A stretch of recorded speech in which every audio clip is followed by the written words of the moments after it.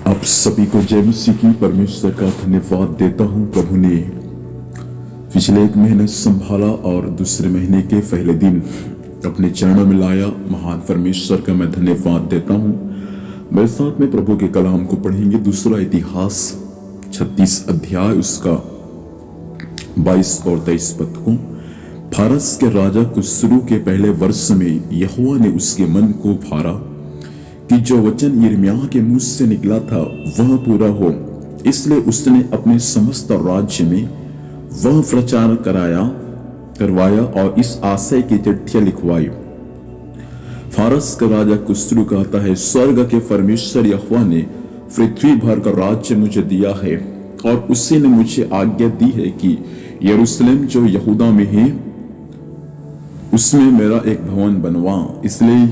इसलिए हे उसकी प्रजा के सब लोगों, तुम में से जो कोई चाहे उसका परमेश्वर यहोवा उसके साथ रहे, वह वहां रवाना हो जाए। प्रभु इन वचनों के माध्यम से हम सभी को आशीर्वाद दे। दूसरे इतिहास की अंतिम भागों में प्रियों, परमेश्वर अपने लिखे राजा कुस्रू के मन को उभारा। क्यों परमेश्वर उनके मन को उभारा? इसलिए परमेश्वर उसके मन को उभारा कि यिर्मयाह नामक परमेश्वर का भक्त था। इतिहास की पुस्तक कहां है और यिर्मयाह की पुस्तक कहां है?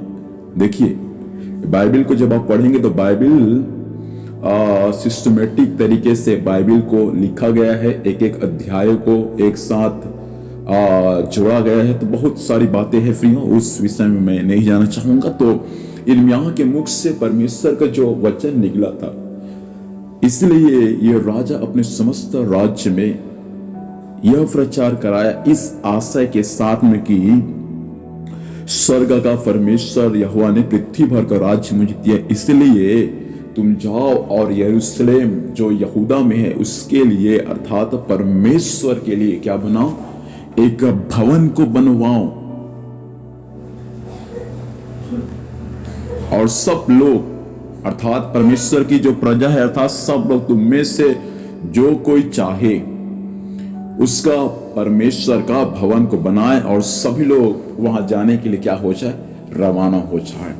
बाइबल ये सिखाता है, परमेश्वर यिर्मयाह से बातें किया, वही परमेश्वर अभी राजा से बातें करता है। राजा के मन को परमेश्वर उभारता है कि वे अपने सारे मंडली में, अपने सारे राज्य में यह प्रचार करवाए कि वो स्वयं परमेश्वर का एक भवन को बनाए। और परमेश्वर के भवन को बनाने के लिए परमेश्वर का जो प्रजा है वे सब के सब यरूशलेम में क्या हो जाए?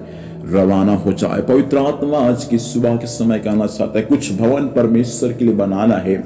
कलीसिया इन दिनों में आपको तैयार होना है। कलीसिया इन दिनों में आपको परमेश्वर के भवन को बनाने के लिए रवाना होना है। कितने लोग आज मुझे सुन पा रहे हैं भारत के कोने कोने से?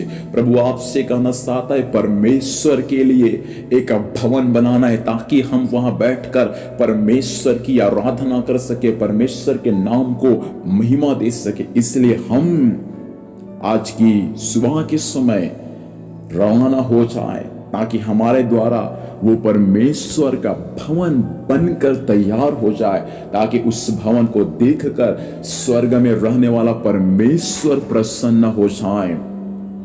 कितने लोग हैं जिनके मन को परमेश्वर आज उभारता है? भाई, आपके द्वारा परमेश्वर एक भवन को बनवाना चाहता है। बहन, आपके द्वारा परमेश्वर एक भवन को बनवाना चाहता है। क्या आप परमेश्वर के भवन को बनाने के लिए अपने आप को तैयार करेंगे? क्या आप परमेश्वर के भवन को बनाने के लिए हालेलुया अपना हाथ को बटाएंगे? क्या आप परमेश्वर के भवन को बनाने के लिए अपना मन को लगाएंगे? क्या आप परमेश्वर के भवन को बनाने के लिए अपना जीवन को समर्पित करेंगे? प्रभु चाहता है कि आज हम परमेश्वर के भवन को बनाने के लिए अपने आप को पूर्ण रीति से समर्पित करें। प्रभु आपके द्वारा भाई एक भवन को बनवाना चाहता है। बहन, आपके द्वारा परमेश्वर एक भवन को बनवाना चाहता है। पवित्र आत्मा कहना चाहता है कि हम उस खुदा के भवन को बनाने के लिए आज तैयार हो जाए। प्रभु आपके द्वारा अद्भुत कार्य प्रकट करने वाला है। आइए अपनी आंखों को बंद करें। प्रभु से धन्यवाद इस वचन के लिए पिता। इस वचन के अनुसार आज हर एक के मन को भार, ताकि हर एक भाई बहन आपके लिए एक भवन को बना सके और वो भवन प्रभु आपके राज्य के लिए आशीष का कारण बनने पाए। इस महीने भर संभालना प्रभु, स्वर्गीय सुरक्षा देना, जहां भी जाते हैं जाने आने में सहायता करना, हर कार्य सफल होने में सहायता करना। यीशु के नाम से पिता आशीष को मांगते हैं, आमीन। प्रभु हम सभी को आशीष दे। आप सभी को जय मसीह की। Praise the Lord.